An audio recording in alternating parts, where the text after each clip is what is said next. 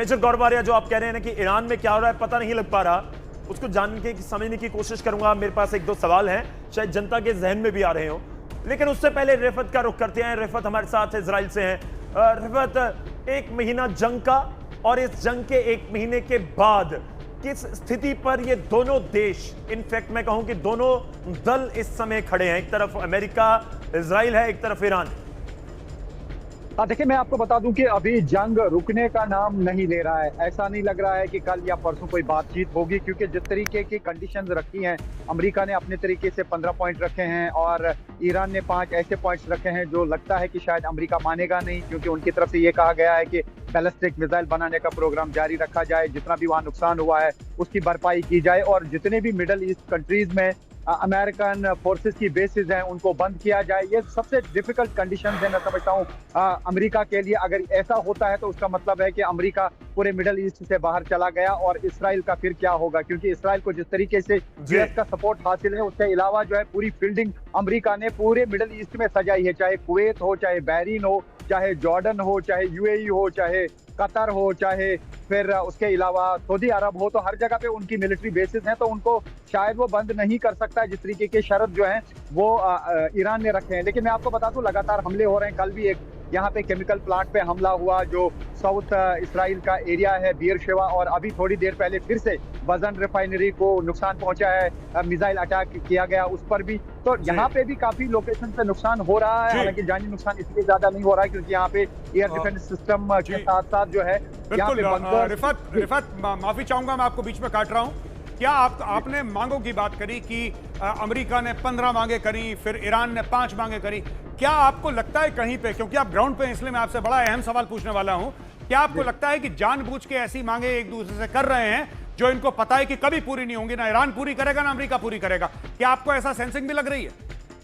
देखिए मेजर गौरवारिया, मैं आपकी एक बात से बिल्कुल इत्तेफाक करता हूं। डोनाल्ड ट्रंप कभी एक बात कहते हैं, कभी दूसरी बात कहते हैं, कभी कहते हैं कि बस सब कुछ ठीक होने जा रहा है, दे आर आवर फ्रेंड्स, कभी कहता है कि अब ट्रूप्स को भेजा जा रहा है। रिपोर्ट ऐसी है कि 10,000 ट्रूप्स जो हैं वो खार्ग आइलैंड की तरफ रवाना हुई हैं, और दूसरी तरफ से ईरान ने थ्रेट दिया है कि 1 मिलियन ट्रूप्स उनके रेडी हैं उनका जो है मुकाबला करने के लिए। तो ये हो गई एक बात। दूसरी ये हो गई कि दोनों तरफ से अटैक्स का सिलसिला जारी है। यूएस फोर्सेस लगातार ईरान में ऑपरेशन कर रहे हैं, और दूसरी तरफ से इसराइल ने साफ कर दिया है कि वो एक बफर जोन लेबनान में बनाएंगे, पूरे साउथ लेबनान में अपने नॉर्थ इसराइल को बचाने के लिए। तो यानी वहां से भी लगातार जो है फाइट की जा रही है। और तीसरे तरफ से गाजा में भी काफी एयर स्ट्राइक्स पिछले 2-3 दिनों से हुई, काफी लोग वहां पे भी मारे गए। तो ये वार जो है काफी जगहों पे चल रहा। अब अचानक से जो है हुटीज जो है सामने आ गई। अभी तक तो यमन की तरफ से कोई अटैक नहीं हो रहा था, अब यमन की तरफ से साउथ इसराइल पे अटैक किया जा रहा है, नॉर्थ इसराइल पे हिजबुल्लाह की तरफ से अटैक किया जा रहा है। और ठीक है, चलिए रिफत, जो आप जिक्र कर रहे हैं, एक चीज तो बहुत क्लियर, आपकी बातों से दर्शक समझ गए होंगे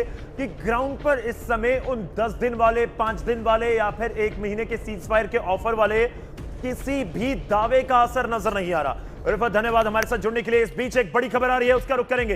ईरान ने अमेरिका को बड़ी चोट दी है। सऊदी में अमेरिका का E-3 अवॉक्स तबाह कर दिया गया है।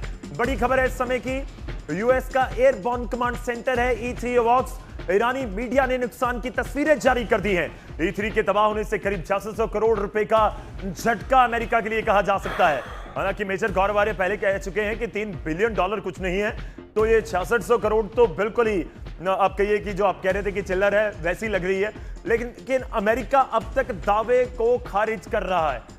मैं पैसों के ऊपर नहीं जा रहा हूं मेजर गौरवारिया, मैं जानना चाह रहा हूं कि देखिए, जब बड़े मैच में या बड़े मुकाबले में कोई छोटी टीम आपको नुकसान पहुंचाती है ना, वो दिल बहुत दुखाती है। बिल्कुल, मैं इसलिए कह रहा हूं कि पैसों की बात नहीं है, जो नुकसान हो रहा है शायद वो दिल पे जाके लग रहा है अमेरिका के। नहीं, बिल्कुल दिल पे जाके लग। देखिए, मैं ये कभी नहीं कहूंगा कि ये नुकसान छोटा है जी। जब ईरान जैसा मुल्क अमेरिका के जहाज उड़ा रहा है तो नुकसान बड़ा है अमेरिका के लिए, और अहम पे लगती है चीजें, आपकी सेल्फ रिस्पेक्ट पे लगती है कि यार ये क्या कर दिया मेरे साथ। इसमें कोई शक नहीं है, मैं इस पे डाउट नहीं कर रहा। मेरा सिर्फ ये कहना है कि अगर ये सोचते हैं कि इससे अमेरिका को कोई आर्थिक चोट पहुंचेगी तो पेरिश द थॉट। इतने का तो ये लोग तेल फूक जाते हैं एक साल में एक्सरसाइज करते करते। तो इसमें ऐसा नहीं है कुछ कि कोई बड़ी बात नहीं, पर लेकिन हाँ, जो ईरान लड़ रहा है, और वो जो रिफत से हमारी बात हुई थी, मैं फिर से एक बार बात कहना चाहता हूं, रिफत से जो बात हुई थी उस पे देखिए, आज की तारीख में ये दोनों एक दूसरे से ऐसी मांगे कर रहे हैं। ईरान चाहे अमेरिका से करे, अमेरिका चाहे ईरान से करे।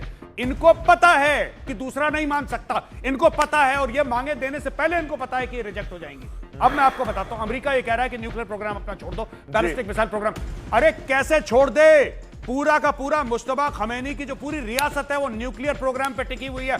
जिस दिन उसने ऐलान कर दिया ईरानियों के सामने कि मैं न्यूक्लियर प्रोग्राम अपना त्याग रहा हूं, बैलिस्टिक मिसाइल प्रोग्राम त्याग रहा हूं, हमास, हिजबुल्लाह, हुती, मैं सबको त्याग रहा हूं, अरे लोग उसको भगा देंगे, लोग उसको भगा देंगे। उसकी ताकत ही वो है। अमेरिका कह रहा है कि तुम अपनी ताकत छोड़ दो, तुम अपनी ताकत छोड़ दो। और वहां पे ईरान क्या मांग रहा है अमेरिका से? सोचा है आपने?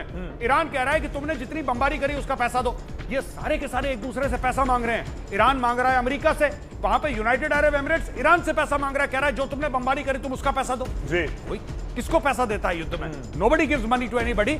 ये सब प्रेशर टैक्टिक्स चल रही हैं यहां पे। चलिए, मैं थोड़ा सा वक्त का जिक्र कर रहा था E3, अगर ग्राफिक आ पाए तो वो भी हम कुछ दिखा पाएंगे अपने दर्शकों को, और मैं इसलिए भी जिक्र कर रहा हूं ताकि उसके ऊपर बात की जा सके कि ये कितना घातक है, कितना एडवांस है। Airborne warning and control system अगर स्क्रीन के ऊपर आ जाए, पहले मैं एक बार पूरी स्क्रीन के ऊपर दोबारा से ग्राफिक दिखाएंगे, लेकिन उसकी एक मैं इमेज दिखानी चाह रहा हूं जो AI जनरेटेड है, बिल्कुल स्टार्टिंग से अगर आप ग्राफिक प्ले कर पाए PCR। और सबसे बड़ी ताकत है 360 डिग्री रडार कवरेज। देखिए ये है जो ऊपर वाला आपको नजर आ रहा है, और तस्वीर में मैं दिखाने की कोशिश कर रहा हूं। ये मेजर गौरव आर्या, ये कितनी एडवांस टेक्निक है, इसका किस तरीके से इस्तेमाल किया जाता है अमेरिका की तरफ से, इसका क्या मतलब निकाला जाए, इसको टारगेट किया गया। ये देखिए जो दिखा रहा हूं आप ध्यान से देखिएगा, AI जनरेटेड वीडियो है ये, और बिल्कुल ऊपर घूमती हुई उड़न तश्तरी की तरह ये पूरे रडार की तरह काम करती है जिसको टारगेट किया गया। जी अच्छा, इसको टारगेट किया गया, मुझे जरा एक बार क्लैरिफाई कर दीजिए, टारगेट हवा में उड़ते किया गया कि जमीन पर था? जानकारी है कि हवा में उड़ते हुए किया गया। अच्छा, अब ये जो है मैं आपको बताता हूं, ये जो सेंट्री कह रहे हैं इसको बोइंग का जी, ये मैं रिक्वेस्ट करूंगा जरा इसको इमेज को प्लीज ले आइए, प्लेन की उड़ती हुई इमेज। हाँ, पहले वाली इमेज ले आइए। जी जी। अब ये बेसिकली सिर्फ रडार नहीं है, ये एक flying command and control centre है जी। सबसे बड़ी बात, रडार उसका एक हिस्सा है। ये पूरा का पूरा जिसको हम बैटलफील्ड अवेयरनेस कहते हैं, यानी कि अगर हम कह रहे हैं 300, 400, 500, 600 इतने किलोमीटर की पूरी बैटलफील्ड अवेयरनेस, ये एक तो उड़ता रडार है पहली चीज जी। ये उड़ता कमांड एंड कंट्रोल सेंटर है, हर जगह से इंफॉर्मेशन इसके पास आ रही है और ये इंफॉर्मेशन बाकी नीचे दे रहा है। इसके अंदर पूरी टीम बैठी है जो एनालाइज कर रही है कि साहब ये जो ब्लिप आ रहा है इसका क्या मतलब है, ये जो मिसाइल आ रही है इसका क्या मतलब है, ये जो ईरानी टैंक मूवमेंट हो रही है इसका क्या मतलब है। सब पे नजर रख रहा है इतने 100 किलोमीटर के इलाके में। तो ये आपने वीडियो देखी है, देखें कि ईरान ने कैसी बड़ी तबाही फेरी हुई है।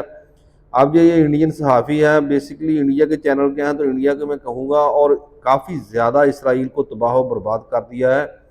मसला ये है कि इसराइल अपनी तबाही छुपा रहा है, और देखें कि इसराइल ने क्या बुरा हाल कर दिया है। देखें ईरान का तो जो भी होना था वो हो चुका, उसके पास इतना ज़्यादा दफाई निज़ाम भी नहीं था, उसने सिर्फ अपने मिसाइल टेक्नोलॉजी पर ही भरोसा रखा, उसी पर उसने काम किया, और वो उसका रिजल्ट ये देखे हैं कि चलो जो भी तबाही हुई है, ये दो मुल्क रले हुए हैं आपस में, इसराइल और अमेरिका, लेकिन जो इंडिया अपना ईरान के जवाबी हमले थे वो कितने शदीद हैं। तो कितनी ज़्यादा तबाही है का मंजर है इसराइल में। लोग काफ़ी डरे हुए हैं, कहते हैं कि जो लीड लोग हैं, वैसे इसराइल सारे ये लीड है, लेकिन जो बहुत ही ज़्यादा पैसे वाले हैं, जो बहुत ज़्यादा कारोबार है जिनका दूसरे मुल्क में, वो तो इसराइल को कहते हैं छोड़ छोड़ कर भाग रहे हैं, बाकी जो बंकर्स में रहने पर मजबूर हैं।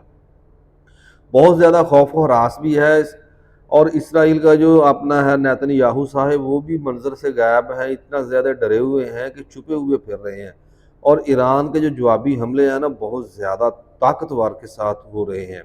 यही वजह है कि दूसरे जो खलीजी ममालिक हैं वो भी कन्नी कतराना शुरू हो गए हैं ईरान से, क्योंकि जब ईरान पर हमला होगा साफ ज़ाहिर है जो उसके अमेरिकन इंटरेस्ट बेस जो भी उसके अड्डे हैं वगैरह हैं, तो वहाँ पर तो ईरान ने जवाबी हमला करना ही करना है। तो ये काफ़ी ज़्यादा खौफनाक सूरत हाल है। अगर आपको ये वीडियो अच्छी लगी तो आपने इसको लाइक और कमेंट्स भी करने हैं, और मेरे चैनल को सब्सक्राइब करना है, क्योंकि ऐसी वीडियो मैं और भी अपलोड करता रहता हूँ।